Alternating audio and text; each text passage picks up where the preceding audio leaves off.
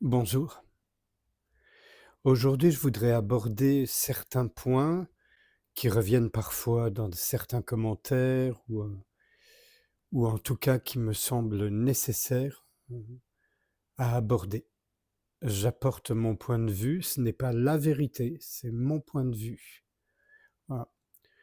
Euh, D'abord, je voudrais dire que, en ce qui me concerne, je pense que ce qu'on appelle une voie spirituelle, quelle qu'elle soit, ou une non-voie pour les adeptes de ce genre de choses, euh, ça ne nécessite pas grand-chose en réalité, ça nécessite la simplicité et l'honnêteté avec soi-même en particulier. La simplicité, ça signifie aussi que, par exemple, par rapport aux auteurs que je lis, on écoute ou on lit, ça fait écho ou pas, mais en tout cas, il n'est pas question de prendre ce qu'ils disent pour argent comptant. Il faut évidemment mettre à l'épreuve leurs paroles, vérifier. Je dis ça parce que certains, par exemple, se servent des citations de Nisargadatta ou de Ramana Maharshi ou de Krishnamurti pour, comment dire, empêcher à la fois de penser et de faire l'expérience vivante et directe de ce dont parlent ces gens-là, Nisargadatta, Maharshi, etc. Même si ce qu'ils disent nous semble tout à fait juste, tant qu'on ne le vit pas soi-même, ça vaut pas tripette. Sauf que ça nous donne une direction à suivre pour aller voir est-ce que vraiment ça marche. Si quelqu'un vous indique une direction en vous disant ah par là tu arriveras à tel endroit, ça vaut le coup de tenter. Mais on a tous fait l'expérience de gens qui nous envoient n'importe où, soit parce qu'ils sont polis, soit parce que et qui veulent nous répondre, soit parce qu'ils disent n'importe quoi et que ça les amuse, ça peut arriver aussi. Hein. Donc là, c'est pas parce que des gens auxquels on prête sagesse, éveil, libération, réalisation, Dieu sait quoi, c'est pas parce qu'on leur prête tout ça qu'on doit prendre leurs paroles pour argent comptant. D'autant plus que ce dont ils parlent, on ne peut pas l'exprimer en mots. Donc les mots qu'ils emploient, c'est vraiment leur façon à eux ou à elles d'indiquer ce qui ne peut pas se dire.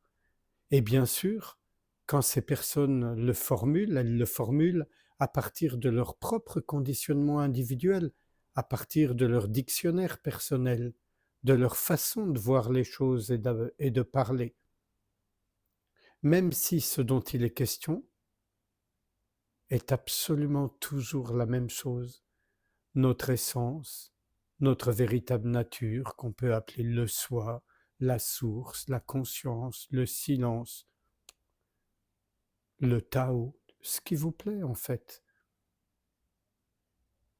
Donc ça, c'était un premier point. La nécessité d'être simple et authentique, honnête. Attention, certains, au nom de la simplicité et de l'authenticité, s'interdisent de reconnaître l'ouverture, l'inconnu, mieux l'inconnaissable. Il ne faut pas se figer non plus dans cette posture très judéo-chrétienne d'ailleurs de se dire oh, je ne suis qu'une pauvre créature pas éveillée, je ne peux pas comprendre tout ça, je n'en suis que là. Non, non, non, non. C'est vraiment être honnête avec soi-même, c'est aussi reconnaître ce qui se passe en nous et à partir de là, c'est tenter du mieux qu'on peut de reconnaître qu'on n'est ni le corps, ni les pensées, ni les émotions, qu'on n'est pas l'individu qu'on croit être. Et à partir de là, peu importe ce que vit cet individu, ça ne nous dérange plus, ou beaucoup moins. C'est ça l'invitation, d'une manière ou d'une autre. Toutes les traditions en ont parlé, du moins certains dans toutes les traditions en ont parlé. Quand je dis certains, ça inclut certaines, hein. je suis vieille école où le masculin l'emporte sur le féminin, grammaticalement parlant, jamais en tant que sexe ou genre. Je tiens à le préciser. Voilà. Donc c'était le premier point. Être simple et être honnête. Le deuxième point, c'est, alors ça c'est une constante, beaucoup de gens sont encore dans cet imaginaire où on nous dit qu'il faut nous transformer pour atteindre Dieu seul sait quoi, l'éveil, la libération, etc. Mais qui veut se transformer? Qui veut transformer quoi? Et à nouveau, on se retrouve pris dans les jeux de l'ego, ces ruses. Alors c'est marrant, c'est sympa, ce que les Indiens appellent Maya, c'est à la fois l'illusion et ce qui peut réveiller, mais bon. Mais il faut quand même mettre en question ces notions, d'où elles nous viennent. Qu'est-ce qu'on en sait? Soit on vit l'éveil et alors on sait de quoi on parle, soit on ne le vit pas et alors on peut avoir aucune idée, aucune représentation de ce que ça peut bien être. Après, il y a un troisième cas où des gens vivent plus ou moins l'intuition de l'éveil, mais se l'interdisent parce que ça ne correspond pas à ce qu'on leur en a dit, à ce qu'ils en ont lu.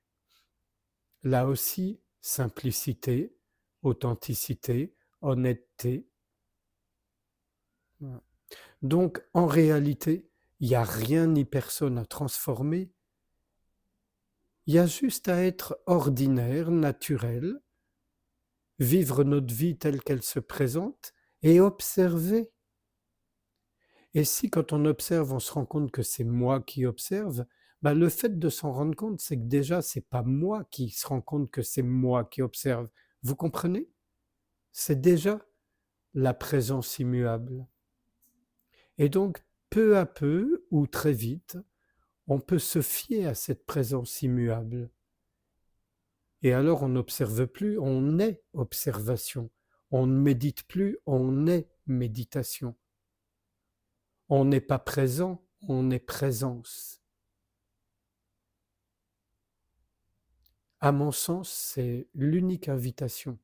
Vivre notre vie telle qu'elle est et telle qu'on est, du verbe être, pas du verbe naître.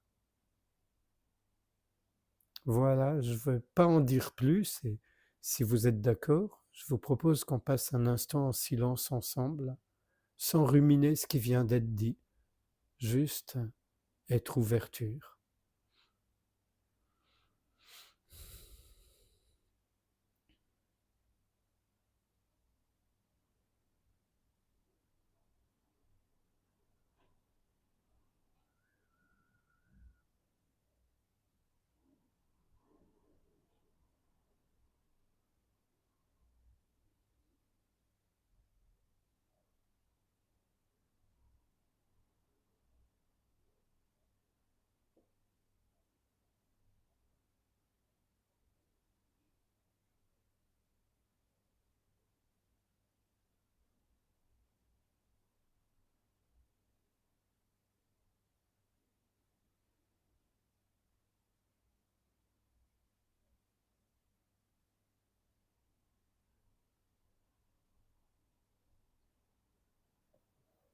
Je vous remercie, à bientôt.